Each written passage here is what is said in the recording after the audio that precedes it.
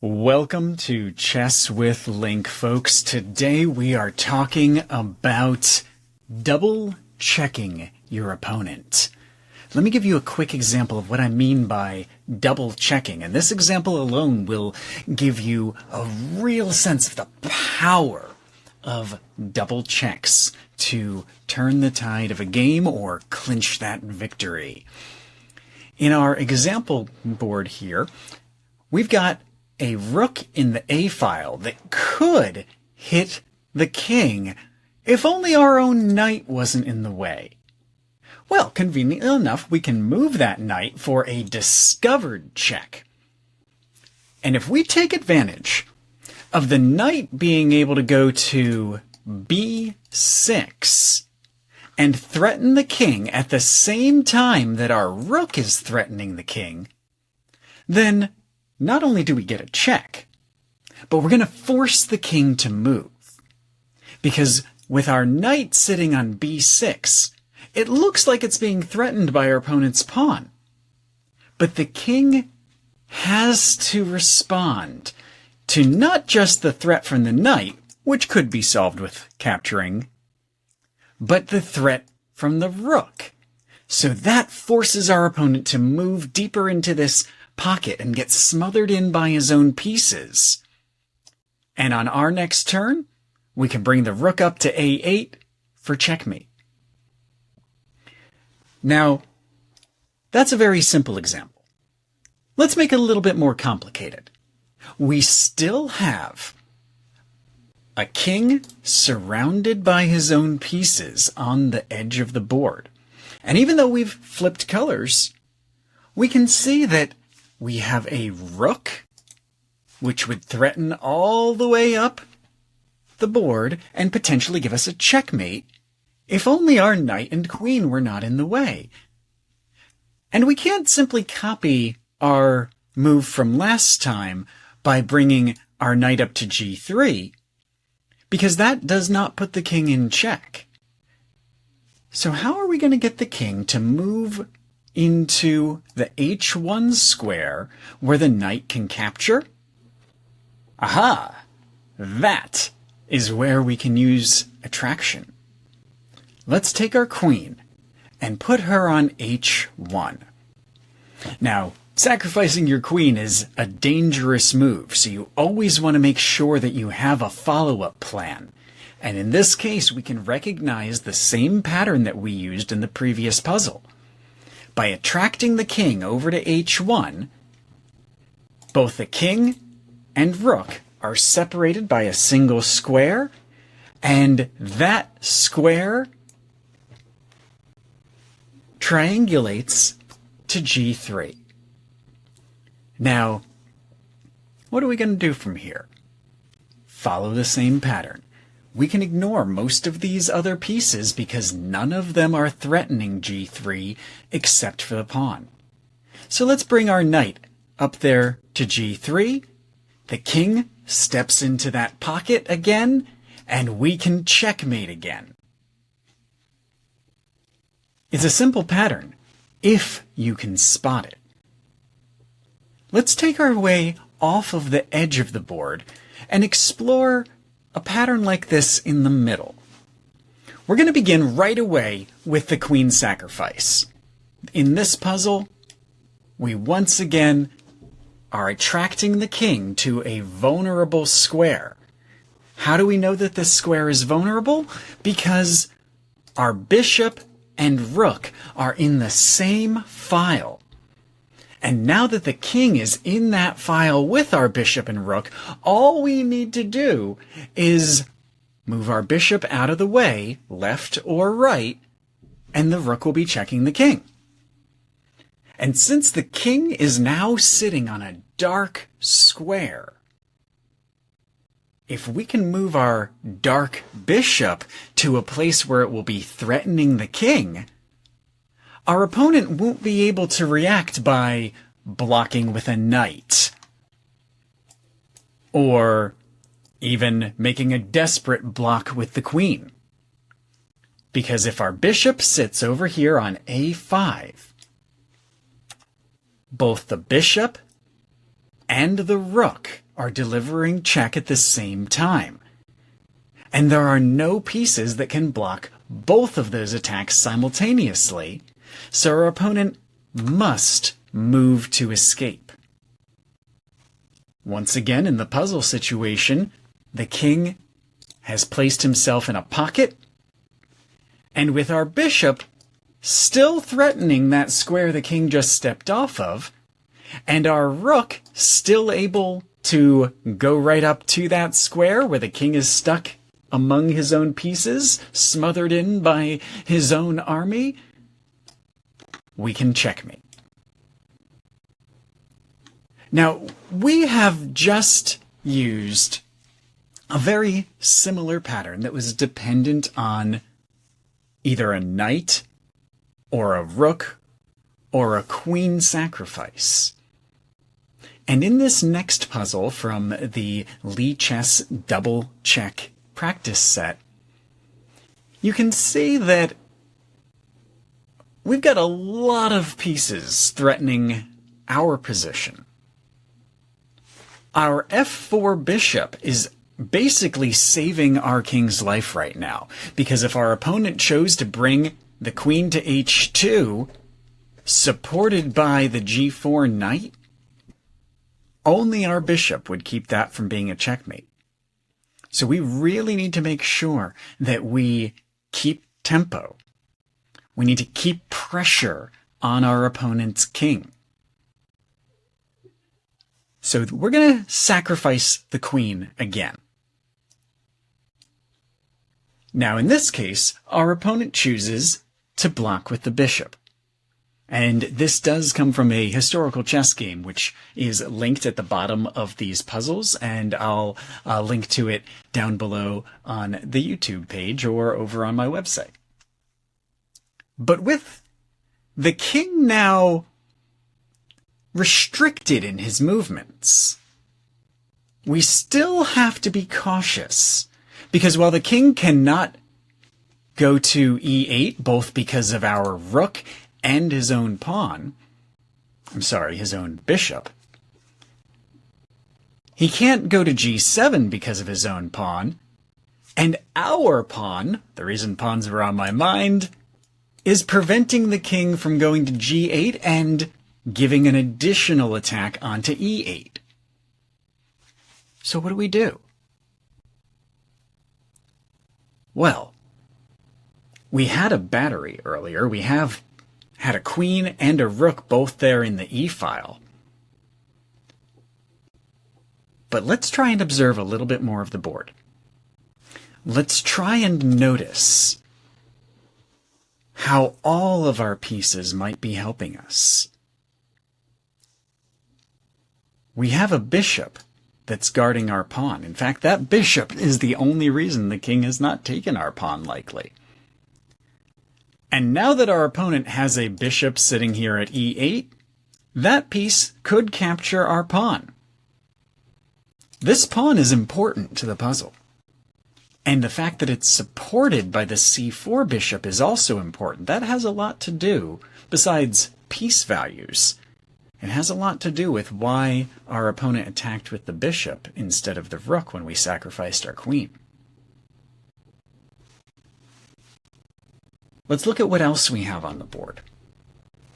We have our f4 bishop, our dark bishop, and that bishop could come over and check the king, but then we would very quickly lose the bishop to either the c7 pawn or the c5 bishop.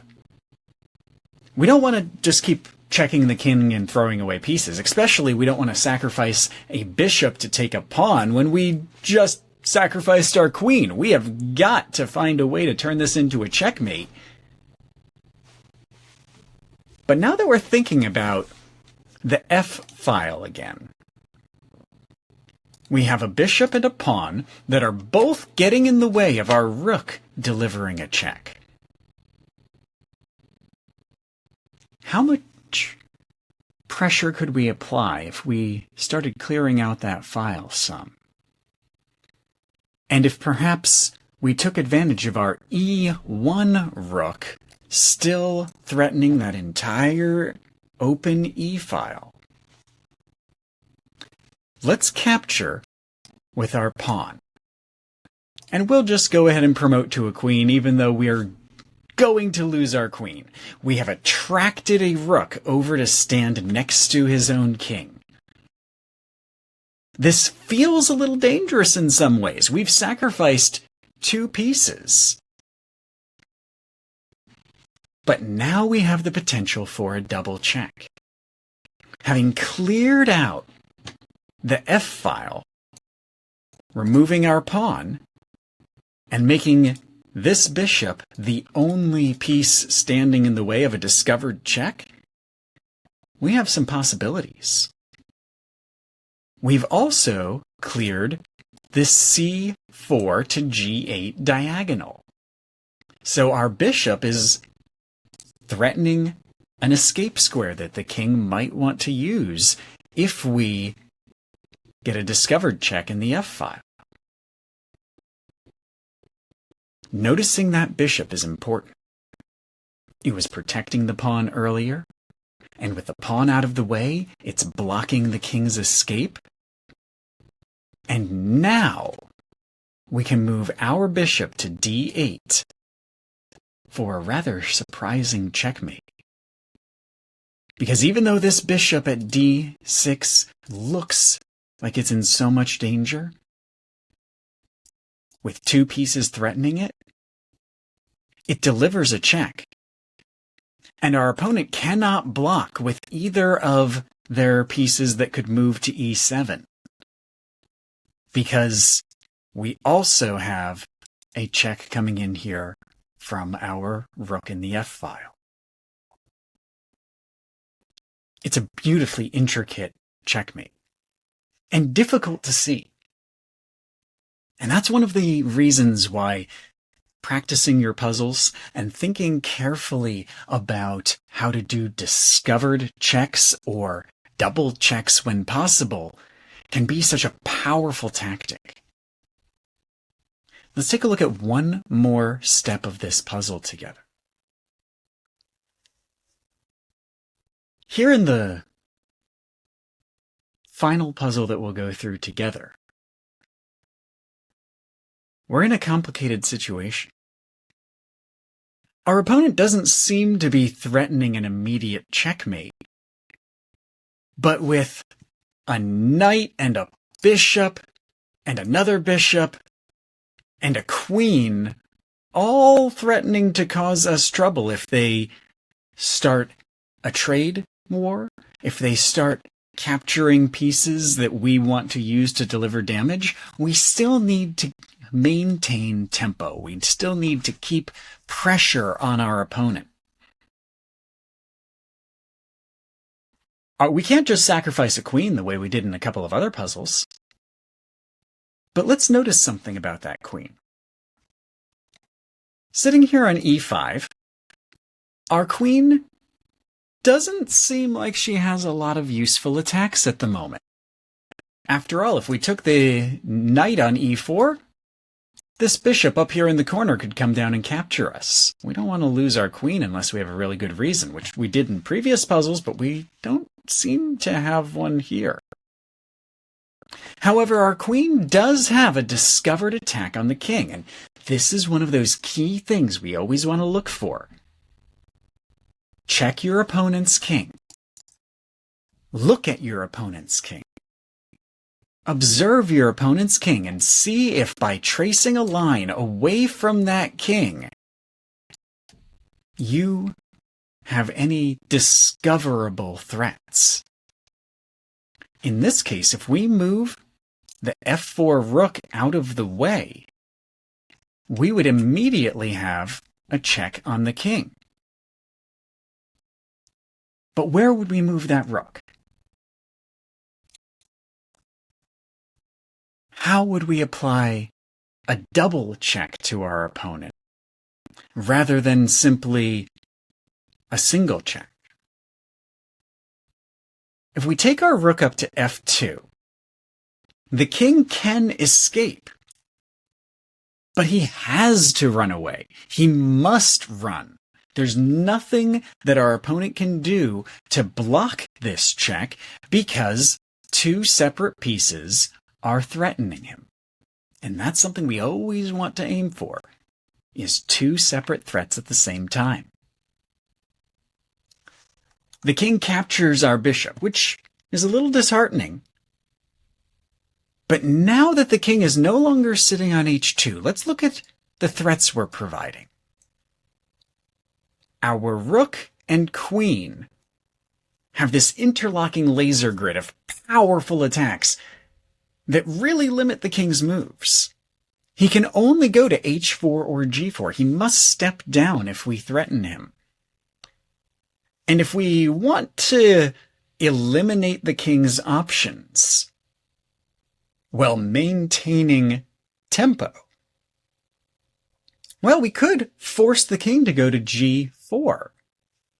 Because if we take our rook over to h2, now the rook guards the entire h-file, the queen protects the rook, keeping the king from capturing it, the queen still guards the 5th rank, and our opponent only has one square to move to. This feels a little bit uncomfortable because normally we like keeping our opponent's king trapped at the edge of the board.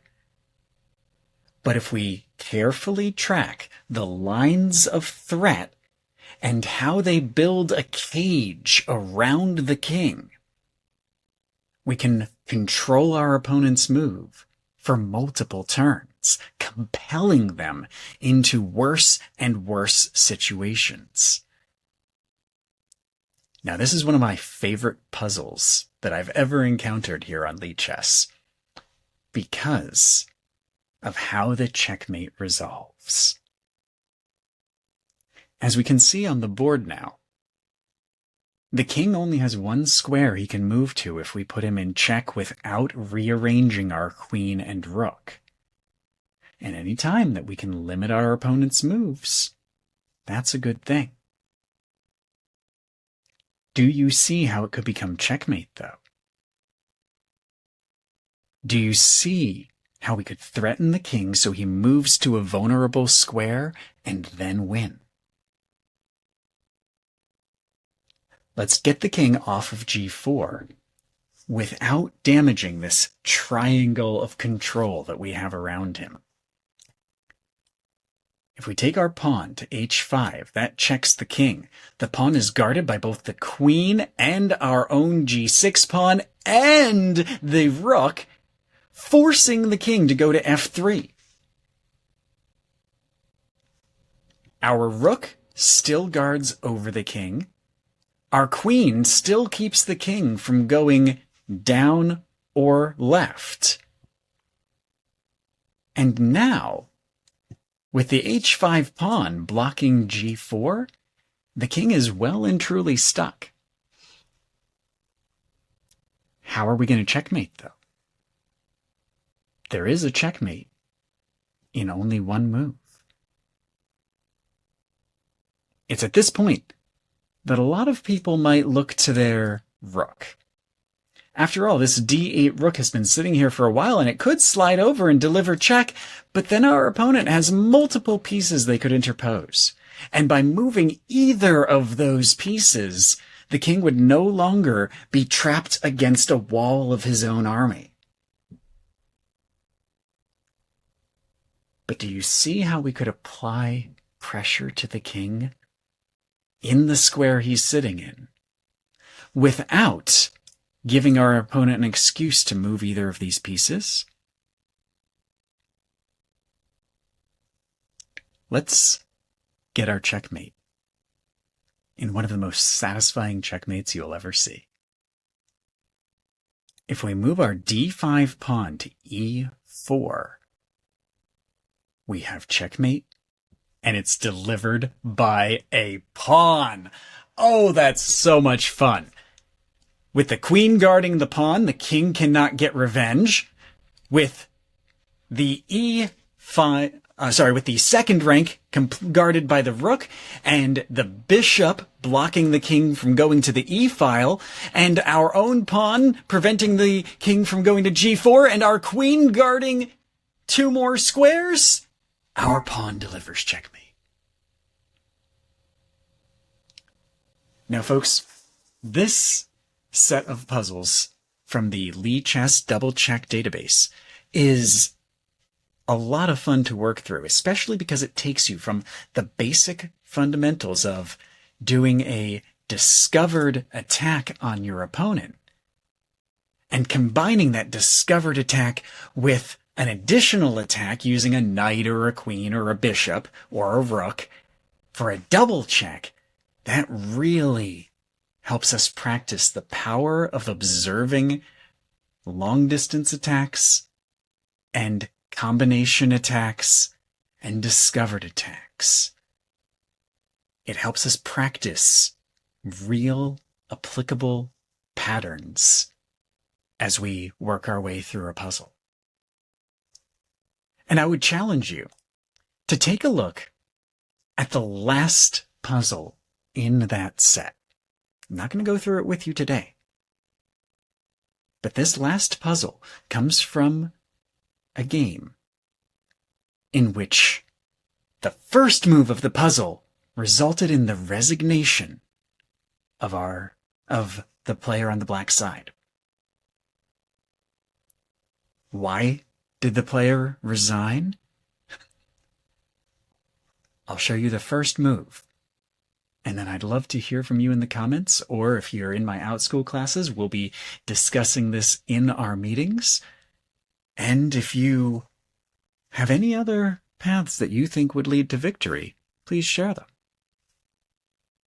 But if we go from E6 to F7 here, the engine will move the king to D7 because it provides the longest term survivability.